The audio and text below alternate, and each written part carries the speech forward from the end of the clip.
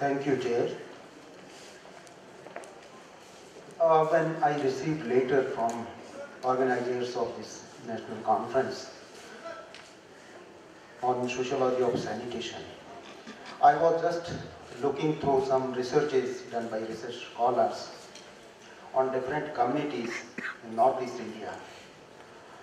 And I just discussed this with one of my colleagues about the sociology of sanitation, and response was, what sociology of sanitation? Toilets. So that was the notion of sociology, about sociology of sanitation from my friend and colleague. So this struck me. Then I thought that I should write on sociology of sanitation. What perspective we can brought out of this. And so I got motivated. Here I felt that, see, this notion of sanitation is rather wider, not only toilets, but it's wider than that one. And secondly, that in sociology, we do not just relate this sociology and sanitation, but rather we can bring out, you see, sociology from the relations formed around this sanitation activities in all communities we see this thing. So this is how I try to build my argument here in this paper, and I'm just going to present it briefly. A few aspects which, yes, I have discussed what does the sociology of sanitation deal with, and secondly, what is sociological perspective here in sanitation, and third thing is this environmental sanitation and public health, how they are related, and how mechanism of efficient disposal of human waste or disease-causing substances are developed in society. And last conclusion, which I'll just read out some portions. So I try to, you see, bring out the meaning of this sociology of sanitation with a broader notion of sanitation. This is sociology of sanitation deals with the complex of social relations, actions, and behavior patterns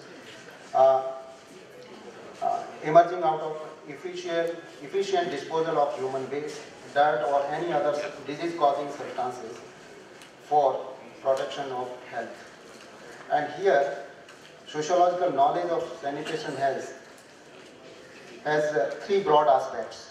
One is that sociology focuses on social relations, social actions, and behavior patterns which emerge out of activities related to sanitation. And second, that there are purposes of sanitation. Two purposes. One is, you see, related to health seeking, and second one, as it was indicated in many papers, is some kind of purity aspect. When we go down to the illiterate communities, rural communities, we find some notion that somewhere it is embedded in, you see, religious ideas or religious beliefs also. So when we deal with the sociology of sanitation, we have to keep both aspects of this, these both purposes of sanitation in these communities. And third is, see, functions of this. And so function is ultimately it's health and you see, cleanliness and hygiene seeking. So this thing. So here two perspectives emerge from the researches when we see. One is that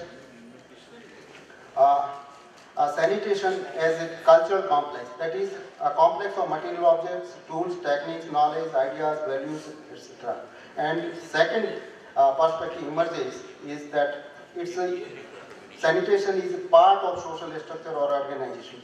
That is network of relations between groups, classes, and categories of persons. So these two broad sociological perspectives we find in the literature and researches here.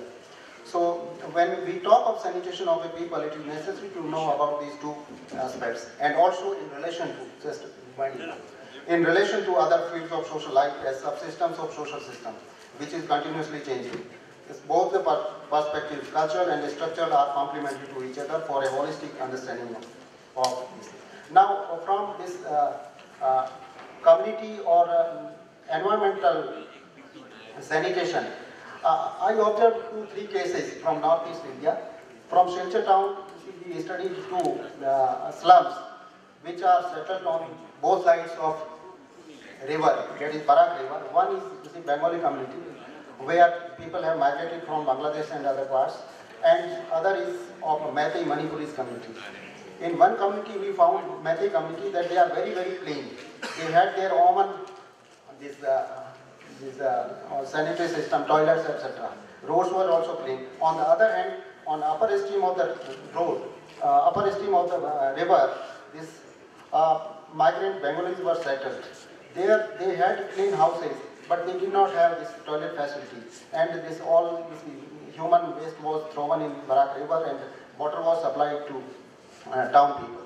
So people were worried, and then one company, corporation, Premier International, provided some funds, and they asked to construct these toilets in there. So, and the pollution control officer asked us to just survey that people are not cooperating.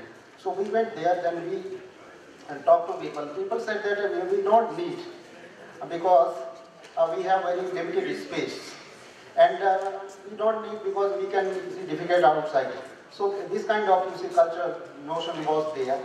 And yes, their houses were clean, but they did not extend this notion of cleanliness in their public space. On the other hand, in that Manipuri community, they were clean, and even their religious notion, they are very religious, Hinduism. They extended that in the public space also, so roads and everything was. And third example is that some towns, tribal towns like Aizawl of Mizoram and even Shillong, yes, just 1 second, they are very, very clean. And where even state could not maintain this environmental sanitation, but Search took leadership, and they asked all community people that if anybody spit or throw garbage, then that will be fined ₹500. And so it is very clean, and it is strictly observed there. So it is possible. If community comes to cooperate, then this environment sanitation can be maintained properly. And in Shillong also, to some extent, it is maintained in this way. So you see, communities' participation is crucial. Until communities' participation is available, mere government's efforts are not success. So this is my conclusion of this paper. Thank you.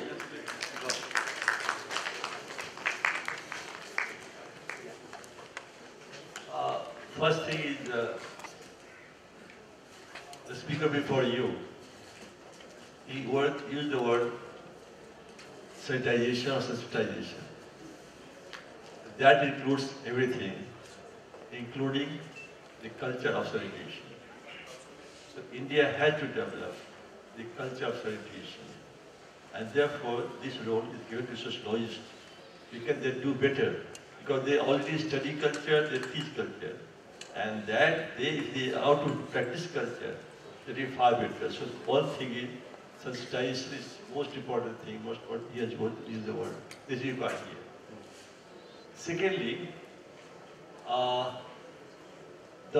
you after passing MA, then go to teach as a professor. You are not allowed to teach after graduation or intermediate class. This means you have got adequate knowledge to teach a student.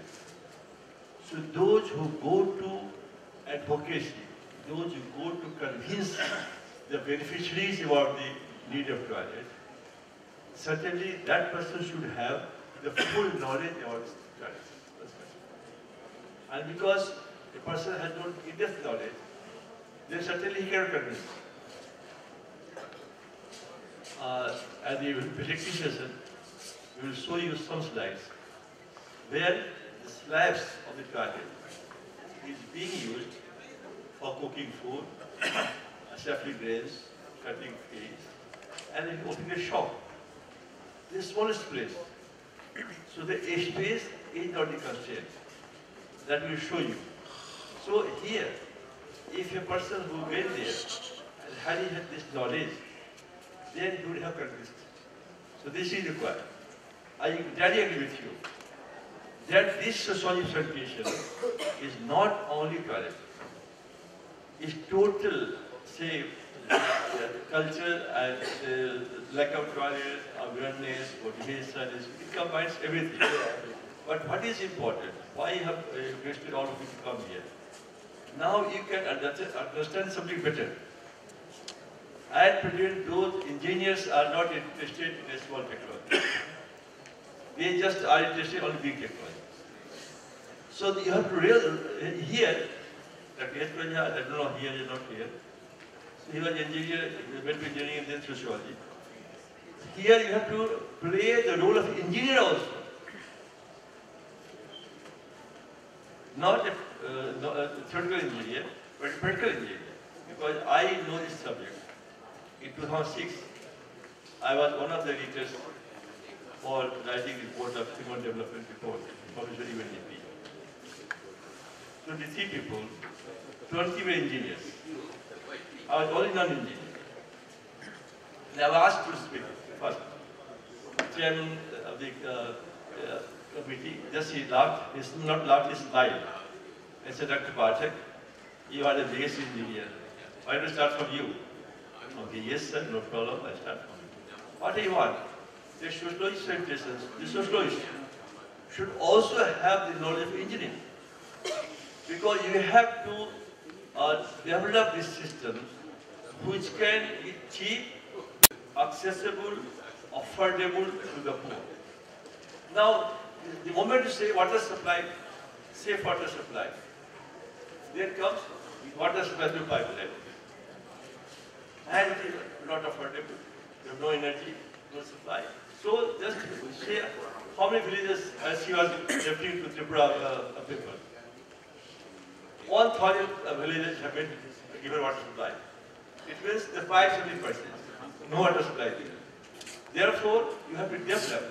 If you ask me to village, I just say, make hot water and drink it. Best for you. But there people will say no.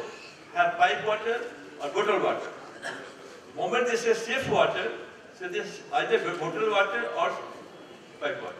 So that way I want the sociology should combine of engineering also. We have to pick this convention. It is a historic convention. And you have to play a bigger role in India. Which you not foresee at present. Therefore, I say we will discuss it later on in the question. One thing I would like to Niranjanji to tell you, if possible, for thing to the paper of Aryu Singh has a vision. And the vision, and if you, all of you agree here, we are going to publish Indian Journal of Sociology of Civilization. And he should agree to become the editor of this journal. I think he agrees, because he has vision in this paper. And from there I have got it, that he can do justice in the paper, so journals. Because we want the journal should be published, and it should go to the paper. Sorry for the time, thank you. Because I have got to read out every time. I'm sorry. Thank you. Thank you.